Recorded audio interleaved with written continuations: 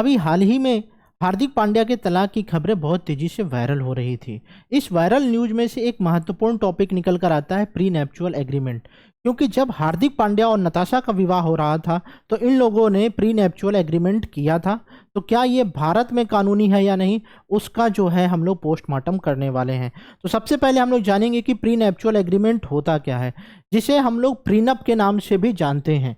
और यह जो एग्रीमेंट होता है शादी से पहले होता है, किनके किनके बीच में, पति और पत्नी के बीच में किया जाता है, ताकि जब कभी फ्यूचर में इनका तलाक हो या अलगाव हो तो उस समय संपत्ति का बंटवारा और वित्तीय जिम्मेदारियां किस प्रकार से होंगी, इस चीज का ध्यान में रखते हुए ये प्री नैप्चुअल एग्रीमेंट किया जाता है। यानी कि जिन लोगों को पहले से इनसिक्योरिटी होती है वो, या फिर बहुत ज़्यादा प्रैक्टिकल होते हैं लाइफ में, वो लोग प्री नैप्चुअल एग्रीमेंट करते हैं। तो भारत में ये डायरेक्टली जो है वो लीगल है या नहीं, उन सारी चीज़ों को समझेंगे। उससे पहले इन एग्रीमेंट जो उसके मुख्य पॉइंट है वो जानने की कोशिश करते हैं। जो संपत्ति की सुरक्षा है वो इस एग्रीमेंट के माध्यम से मिल जाती है कि शादी से पहले की जो संपत्तियां होंगी उसके स्वामित्व और बंटवारा स्पष्ट किया जाता है।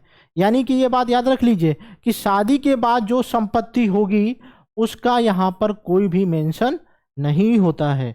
इस बात को ध्यान रखिएगा। दूसरा, ऋण की सुरक्षा।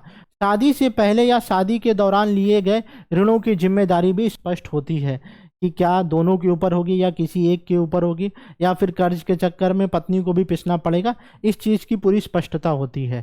फिर तीसरे नंबर पे होता है फाइनेंशियल क्लैरिटी। शादी के दौरान वित्तीय जिम्मेदारियां और योगदान को भी परिभाषित करता है कि किसकी क्या रिस्पॉन्सिबिलिटी होगी।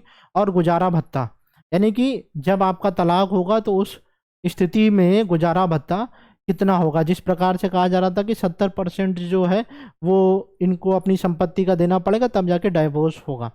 फिर चौथा, अगला अंतिम है विरासत अधिकार, कि पिछले विवाह से बच्चों और अन्य निर्दिष्ट उत्तराधिकारों को विरासत अधिकार की सुरक्षा ये स्पष्ट करता है। यानी कि जो शादी से पहले बच्चे थे अगर हैं तो उनको क्या अधिकार मिलेंगे, आने वाली संतानों को क्या मिलेंगे, उसको लेके पूरी क्लैरिटी होती है। यानी कि एक तरीके से ये फाइनेंशियल एग्रीमेंट है और जिम्मेदारियों का स्पष्ट वर्णन किया जाता है यहाँ पर। साथ ही साथ क्या भारत में ये कानूनी है या नहीं, तो हम कहें कि ये डायरेक्टली तो इलीगल है भारत में, क्योंकि हिंदू विवाह अधिनियम और स्पेशल मैरिज एक्ट के तहत ही विवाह की अनुमति होती है।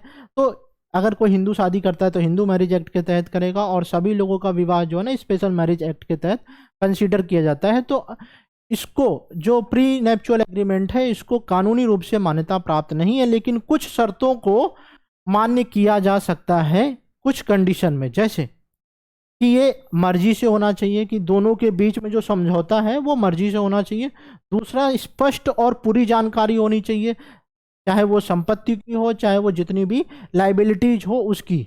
और तीसरा, जो भी शर्तें होनी चाहिए वो न्याय संगत होनी चाहिए और सार्वजनिक रीति के खिलाफ नहीं होनी चाहिए। यानी कि ऐसा नहीं होना चाहिए कि वो पब्लिक डोमेन के अगेंस्ट चला जाए। और चौथा, लिखित और हस्ताक्षरित होना चाहिए, यानी कि इस एग्रीमेंट पर दोनों के हस्ताक्षर होने चाहिए और सब चीज़ें स्पष्ट रूप से लिखी होनी चाहिए।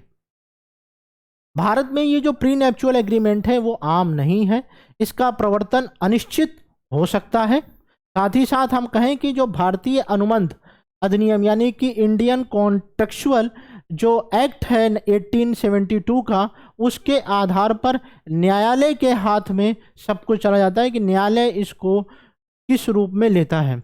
यदि अनुबंध वैध अनुबंध के लिए आवश्यक शर्तों को पूरा करता है तो अदालतें संपत्ति बंटवारे और अन्य संबंधित मामलों पर, चाहे वो विरासत का हो, चाहे वो उत्तराधिकार का हो, चाहे वो गुजारे भत्ते का हो, पर निर्णय लेते हुए प्रीनप को ध्यान में रख सकती है। यानी कि जब दोनों लोगों के बीच में तलाक हो रहा है तो ऐसी स्थिति में ऐसा किया जाता है।